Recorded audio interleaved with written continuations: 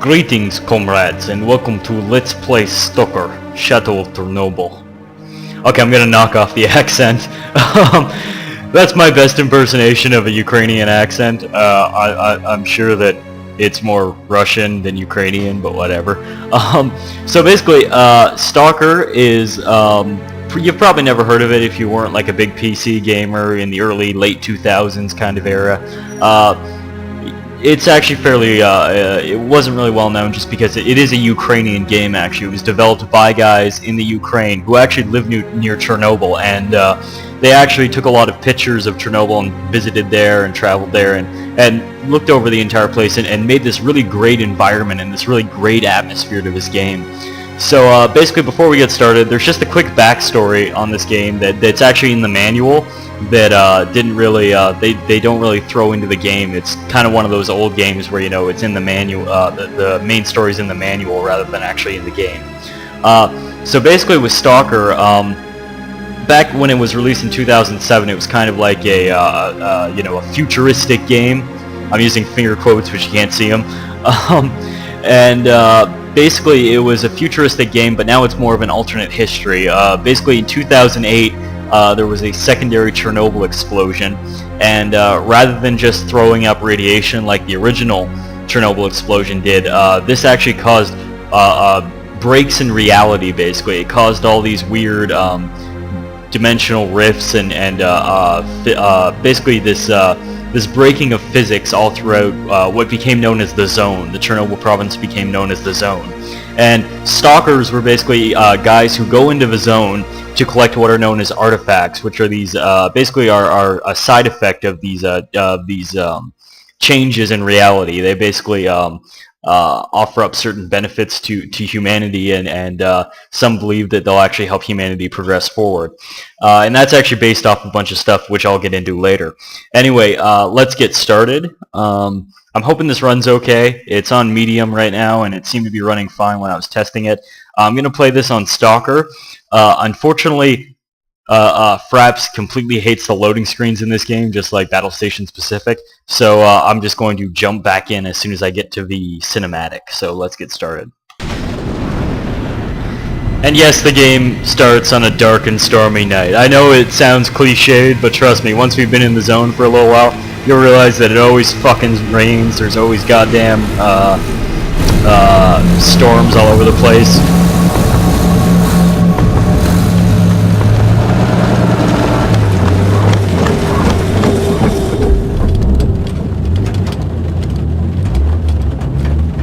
Look at these lazy ass guys. Like, they're not even doing anything, they're just having a nap. Oh, okay, they're dead.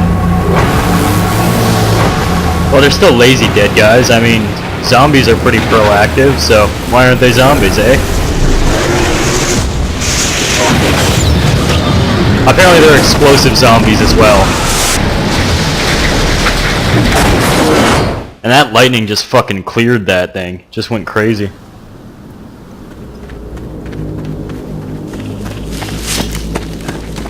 You're gonna notice some weird lip syncing going on, like the English voices don't seem to be like corresponding with lip movements in cutscenes.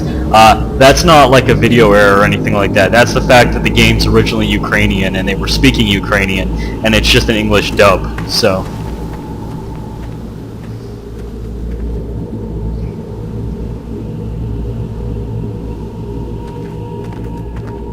Yeah, gonna be doing a lot of checking of bodies in this game. There are some RPG elements to this game, so you don't level up or anything, but I'll explain that later. This one seems to be alive. What a lucky guy. At least death would have saved him from the dreams. Let's go and see what value Sidorovich will put on your head.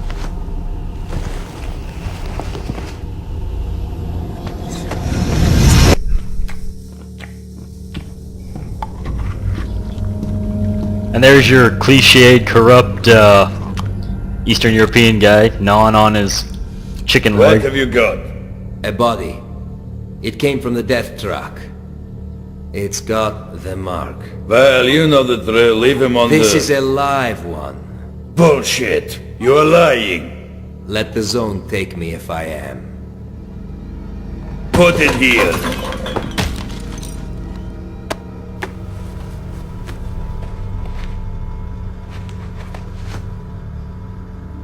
Oh hey, this dude's got an iPod 4. I think. For this one, I can give you. Mine. Man really cares about his Apple products. Pretty sick tattoo, I'm not gonna lie. So, Marked One, I saved you, and I'm not going to pretend I did it to win favors upstairs. Well, you're a dick. You do some jobs for me, and we're even. Okay, well just give me those guns in the back. Keeping you busy might be a good way to deal with your amnesia. And I'll see what I can find out about your problem. I don't give a shit why you want to find this Strelok guy. I mind my own business. Well, I think you already know, because the PDA said kill. You must have your reason. Alright, so basically your PDA is everything in this game. It's your What map. are you standing there for? Come closer. Shut up, I'm talking to myself. Your PDA is pretty much everything. Like, you got your map of the zone. A lot of these areas are actually areas that are based off of actual places in Chernobyl. Like, you got the Red Forest here, you got Pripyat, which is actually a real town in Chernobyl. Had over 30,000 people in it, and now it's just abandoned. Up here is the actual Chernobyl power plant. Takes a really long time to get there. And right now we're actually out in Cordon, which is just on the very edge of the zone. Down here there's like a military outpost, and this is pretty much, the military has walled off the entire area, so only stalkers are really getting in. You also have your diary. You've got your objectives, basically. It's kind of like a quest system. There's plenty of quests you can do. Actually, a really cool thing about the quests is that this objective, you don't even have to follow it, even though it's a main objective. You can just say, you know, screw trying to kill Strelok. Basically, what happens is that there's basically two main objectives in the game, and the other one is there's basically this myth going around the Stalker community, and it's about what an artifact known as the Monolith, which is supposedly hidden in the middle of the zone. And basically what that does is it grants wishes. It will grant wishes to whoever finds it. So it's basically become this myth, and basically that's your other main objective, is trying to find this monolith. And there's actually multiple endings at the end of the game, depending on what you choose to do, which is really cool. Yeah, so you just have like an encyclopedia, statistics, rankings, nothing interesting. So let's hop over and talk to Fat Russian Dude. Actually, let's save first. There we go. Game save, Lunatic Fringe, quick save. Wait, how does it know my name? Oh god! No, I'm just kidding. I already put that in there. Alright, let's talk to this dude. Sup? The choice is yours. Either I brainwash you like I usually do with all the rookies, or I treat you like a real stalker and I give you a mission straight away. Just give me a mission, bitch. Got a job for you, Marked One. I want you to find a stalker called Nimble. He was carrying some very important information. He disappeared somewhere near the bridge. Find him. Dead or alive, I don't care. I need the flash drive with the info. Visit Wolf from the local camp and ask him. He certainly knows where that guy can be. Go on. That's all for now. Bring me the flash drive, and we'll consider the fact that you've partially paid me for saving you, you dick. Okay, I'll try. You're looking pretty happy, man. You got some pot in there or something? Let me in, come on. We'll hotbox the gun room. I totally won't steal your guns. Wait a minute, what you got there? That's an Asus. Wow, I never even noticed that product placement. That's so cool. Oh, and I want that suit too. You can also trade with this guy, but I've only got like 40 rubles, so there's no point. Alright, so let's go out into the zone. You're not gonna say the line? Well, good hunting, Stalker. There you go. I love that guy's voice. Good hunting, Stalker. Okay, so first thing you notice about this game is it's fucking creepy. I mean, you always got these goddamn crows everywhere. Pretty much the entire zone is just these creepy kind of Ukrainian wasteland kind of areas. As you can see, the stalkers pretty much live in abject poverty. They don't really have a lot of possessions or anything like that. They pretty much just have what they can carry on their back.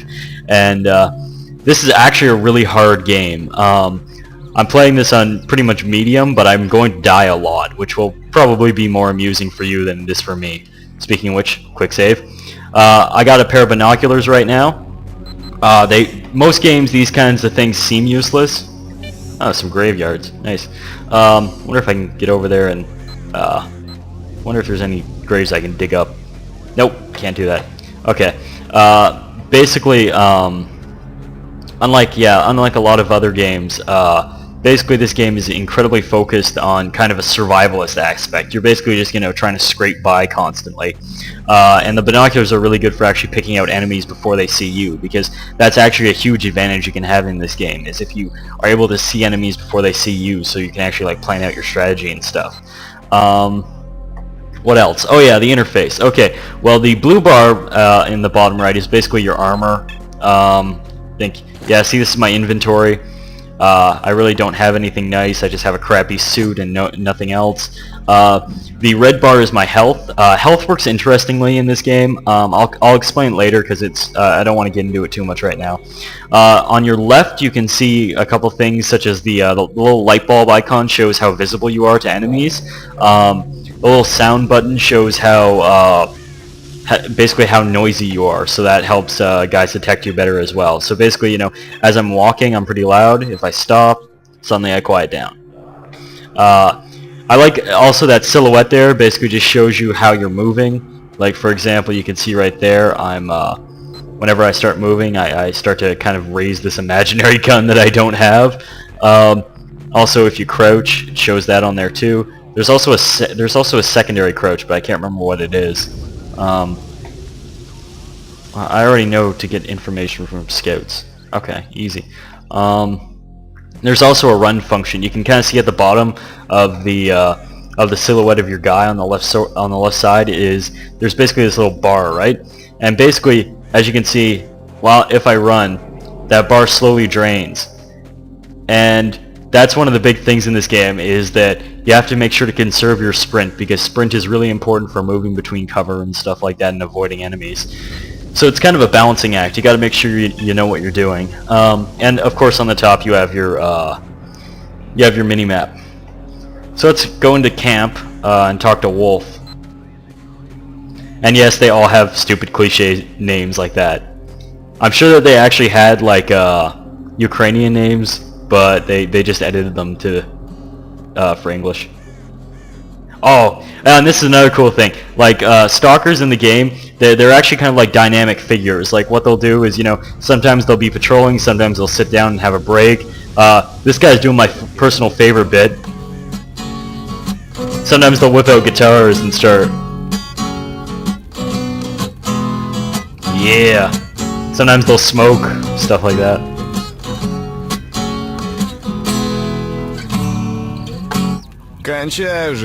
Oh yeah, and every single NPC besides the ones you can talk to, like interact with, they all speak pretty much Ukrainian. They didn't really work on the dubbing, which I actually like. It adds to the atmosphere of the game. So Wolf is this dude over here. Sup? Hi, why are you here? Hi, I need to see Nimble. Do you know where I could find him?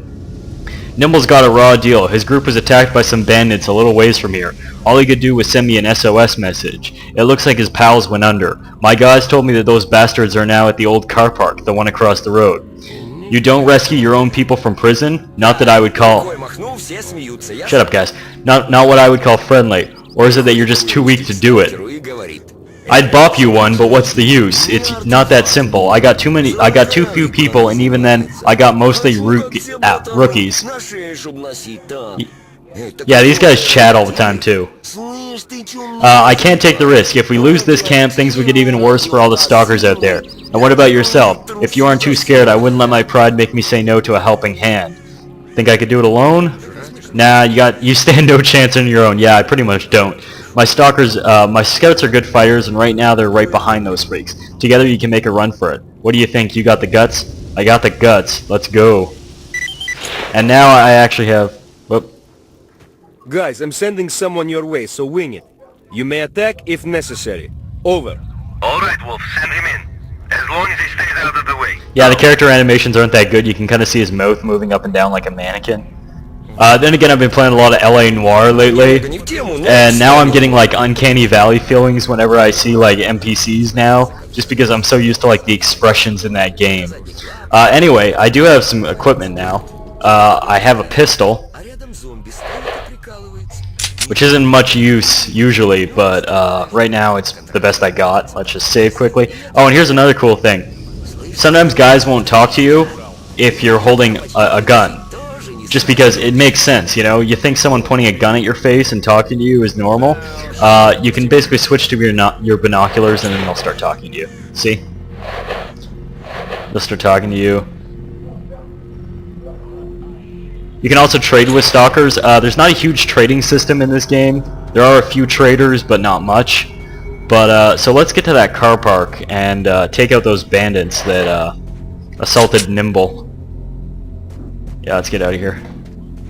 What are you freaking out about? Why are you pointing a gun at me? I don't speak Ukrainian. Me going now, bye-bye. Okay, there we go. Let's go. Alright, so this is basically the main highway, the main road. It seems like the natural idea to, you know, just stick on the main road. That's usually not a good idea, actually, because sometimes there'll be anomalies in the way. Those are the warps in reality I was talking about. Other times there'll be mutated animals around, stuff like that, so you gotta keep an eye out. Like, over here you can actually see some... You can see... Hang on, let's get my binoculars out, just let's put them to good use. You can see there's some dead bodies over here, so I kind of want to loot them. I just want to make sure that there's nothing really around there. Oh, and you can see that kind of weird... Whoop, that's a bolt. You can see that weird